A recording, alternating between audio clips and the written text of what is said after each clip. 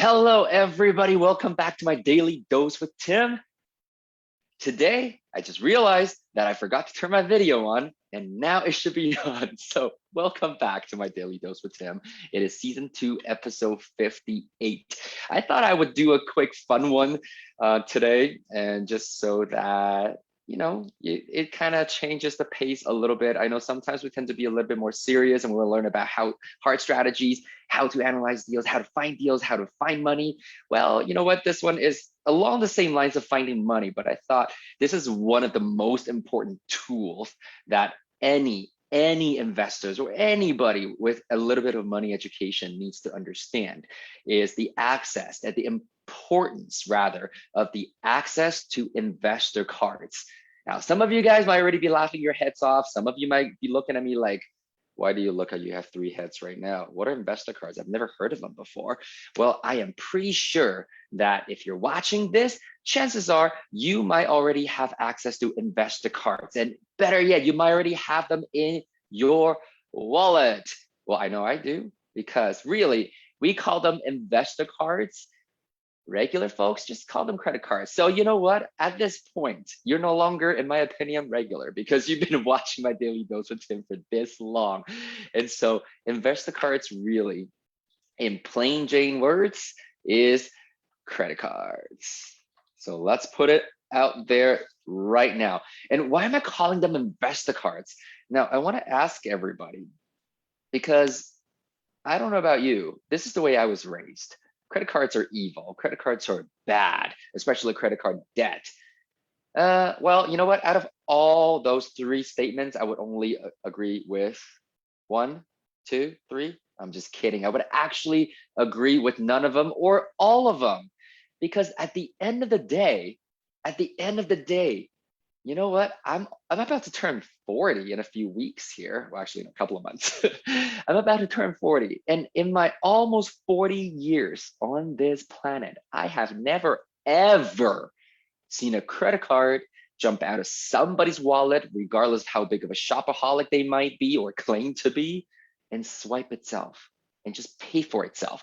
Now, cheeky ones, I know who you are and you know who you are. Don't talk to me about identity theft at the moment. That's not what we're discussing here. However, the point is, it's not the cards that are bad. It's the people that are using them and what they're using the cards for. Now, I'm going to share a very, very quick example with you today. However, I really want to build up to that quickly. It's the fact that, well, okay, fine, I get it. Investor cards, credit cards, haha, funny, it works. But how? Like credit cards, they charge like 19% interest. Some of them even 24%. You have a charge card, department store card, you're looking at 30+%. Okay. If you live in North America, I don't know the laws for every single country. However, anything that is more than 60% per year on interest is considered loan sharking or usury.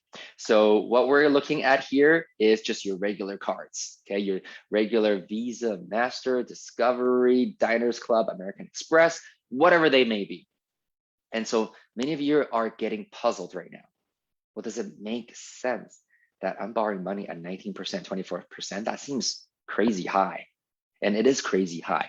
However, remember the investor mindset is all about return on investment. Yes, I'm not endorsing borrowing money at 24%, because you do need to make sure that your deal is very viable and it definitely can sustain that kind of rate. However, the most important point when it comes to the investor mindset being return on investment is the fact that if your deal is going to generate 50% return on your investment, is it okay for you to borrow money at 24% and still have a viable money, meaning profitable and safe? Absolutely. Okay, but that's not what we're discussing here. The whole point about leveraging credit cards as investor cards is this little thing that we call balance transfer. Balance transfer. Now, what are those things? Some of you already know, some of you might still be a little puzzled. Again, like many of you, I was not raised with financial education or financial intelligence. Rather, I was raised to work hard, make lots of money, and work even harder and make a little bit more money. And so Balance transfer to me was always seen as a bad, horrible, horrible thing because credit cards get you into debt. And so when they send you one of those checks to say that you can borrow more money with this new card that you just got pre-approved, even though you didn't apply for it, if you don't have the money sense and if you are already in trouble, chances are you take on a little bit more debt as a result as well. However, we use balance transfer as our saving grace, as one of the most lucrative and fun tools to invest in real estate. So what are investor cards again, or what a balance transfer offers? Well, these days, it's very, very common for you to find balance transfer offers from various banks and credit card issuers. Just because we do have a bit of a wider audience, I'm not going to name names on the banks or the different cards. However, what you do need to look for would be balance transfer offers on any card that you might be shopping for, okay? And I don't mean shopping for doodads, for bad debt. I mean shopping for investor cards that's going to help you scale and grow your portfolio exponentially. If nothing else, if you don't have the credit allowance yet, maybe it'll just help you make a little bit more cash flow. And I'm going to show you how. So balance transfer these days, it's not like the old days anymore, even though they do still send it out. And now that I'm talking about it, I realized I actually just got a few in the mail the other day too. I'm going to cover my name and my address and the bank name. And this, and this is sometimes what it looks like. Okay, so what it says is simplify and you could save on interest. Now you could save on interest with a 0% promotional annual interest rate until October 31st, 2022. Wow, think about that. 0% interest. But when was the last time we could borrow money at 0% interest when it's not the bank of love, meaning mommy and daddy? And so this is an absolutely incredible tool that we all need to learn to leverage. So 0% interest, however, if you read on in the fine print, don't forget, it's gonna say it's gonna have a 3% balance transfer fee. So keeping that in mind now, I'm gonna share a quick example with everybody. Now, this is probably just about not even a year ago. So I had, through my network, a couple of investor friends that were doing a flip strategy. And so what they were doing is that they were able to acquire the property based on their personal qualification and personal resources, meaning they could qualify based on income, credit, and down payment. They saved up the money. They have the money to close on a deal. So down payment is taken care of, plus the miscellaneous acquisition fees. And they do have the income level to support the debt servicing. However, once they've acquired the property, well, it is a flip strategy, meaning that they actually need to add value or renovate the property to make it better, to raise the value so they can actually sell it and get the expected profit that they're looking at. And so I'm going to simplify the number a little bit just for demonstration purposes today. Let's just say that they purchased the property for $400,000. And they've exhausted their personal resources. The renovation with contingency, because they're trained investors, they understand how to calculate the numbers very carefully so that they don't end up losing money. So long story short, they need to borrow, wow, not able to spell today, borrow $50,000 for renovations, okay?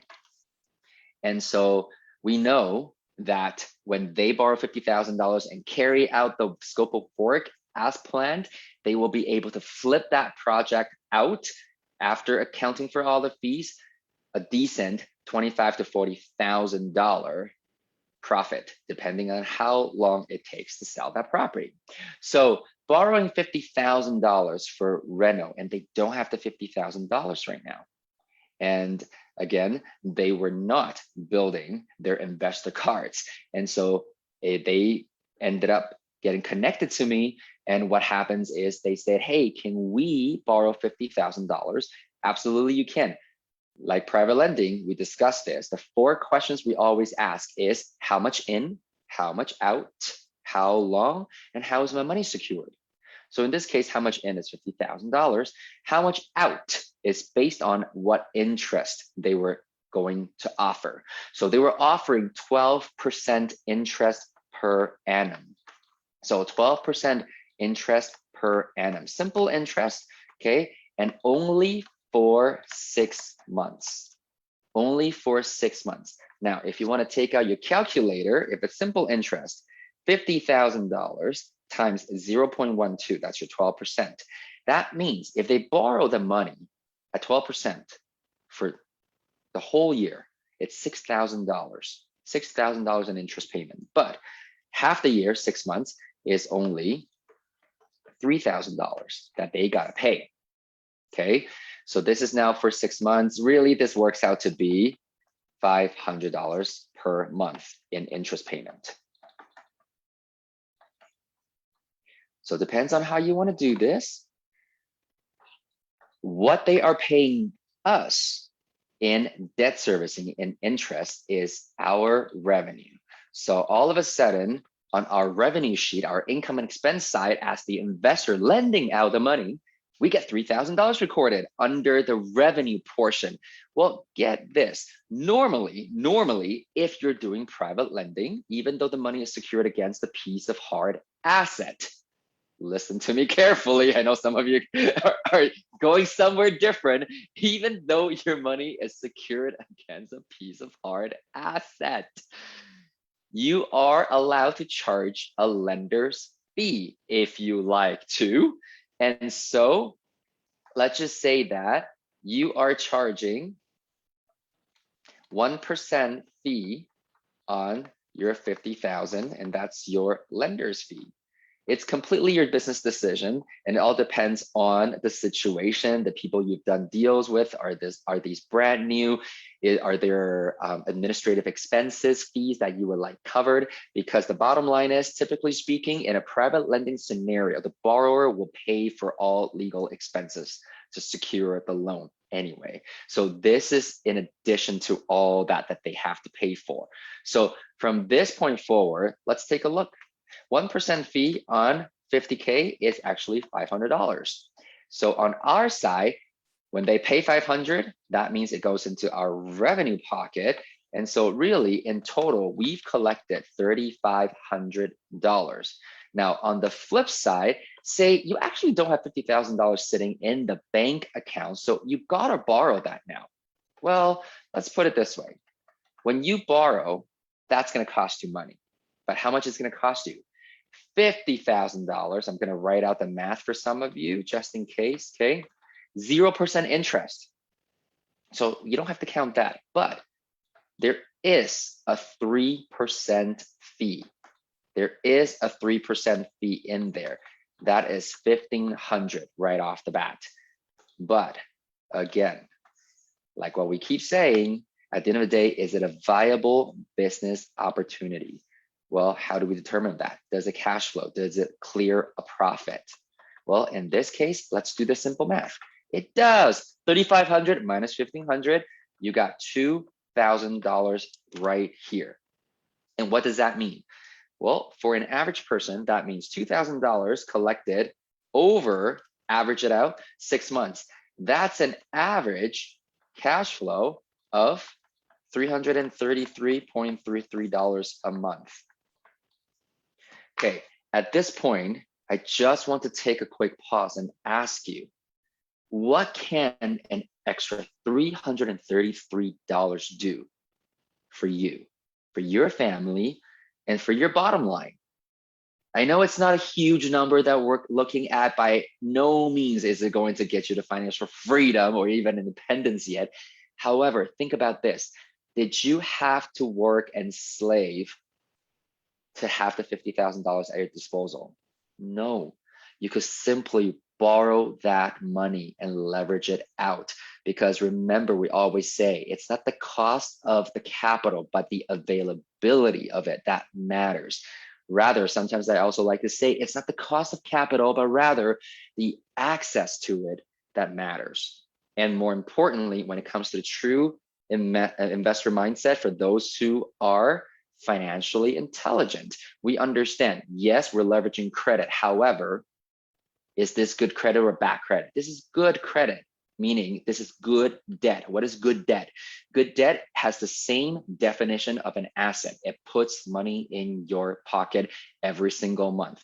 As long as you don't turn around and leverage those $50,000 and go out and buy shoes and purses, new cars, new wardrobe, or toys or computer games, whatever you name it, you get the drift. You're gonna be doing just fine. And so at this point, guess what? It's $333 on a monthly basis. Can you scale that? Absolutely, you can. Because every 6 months, you are allowed to call your credit card companies and continue to increase your debt limit. So your credit limit, your credit allowance, which depends on which country that you're from, you're watching this from, the verbiage is a little different. However, the whole idea is you are able to continue to grow your access to your InvestACard allowance. Now, some of you might be getting a little overly smart with me these days, and you go, well, Tim, I thought you're doing pretty well. How come you don't have $50,000 cash sitting in the bank account to lend it out? Well, I'm going to tell you, in all honesty, absolutely, we have $50,000 sitting in the bank account to lend out anytime. But the idea is, if I lend my $50,000 out, what is actually my return? Well, my return is 12% per annum plus the 1% fee. Whereas if I borrow the $50,000, what is actually my return on investment? It is now infinite, because none of that is my own funds. It's 100% OPM. So would you rather make 12% plus 1% fee or infinite return on the money that you have access to? So I'm hoping that this little module also helps some of you expand and challenge your mindset about credit cards, about how you leverage it, how you use it. And frankly, when I first got started, like a good boy, I only had a Visa card in my wallet. I didn't really have a MasterCard until I got myself a Costco membership. And then, because in Canada, Costco requires you to use the designated MasterCard. And then I also have a American Express card. So one of each for day-to-day use. I never kept more than 3 cards until 12 years ago. I started learning about how money works. Again, it is not about the credit card. It's about the people behind it, the people using them and what they're using them for. So hopefully you had some fun watching this little module here with my Daily Dose with Tim today. And on that note, I do want to share with everybody that this weekend, being October 23rd and October 24th, 2021, we are having a boot camp put together by the Trust Your Talent community. We are going to walk you through the different strategies that you can leverage and implement to help you create your own financial success blueprint. Because again, I've already shared with you, SMP, it's goal driven, everybody's different. So if you're watching this before the boot camp, make the time for yourself. Saturday, Sunday, 5 hours per day. So 10 hours in total coming your way. It's going to be fun. It's going to be intensive. We're going to give you everything we possibly can to help you get started. So I'm going to put the registration link in the comments below for those of you who will be able to join us this weekend. So with that said, thank you so very much again for watching this episode. If you do think that there are other people out there who can benefit from learning about this, please, please, please do me a huge favor. I will be eternally grateful. Share this channel with them, share my page with them and these videos. I've been told so many times now that people have completely changed their financial situation because of these videos. And I thank you. And you keep me going because there are days where I'm like, I wonder who's watching. I know a lot of you guys are watching, but thank you very much for sharing and for your continuous support. I hope to see you at the bootcamp. And if not, I will see you at the next episode as well. Bye, everybody.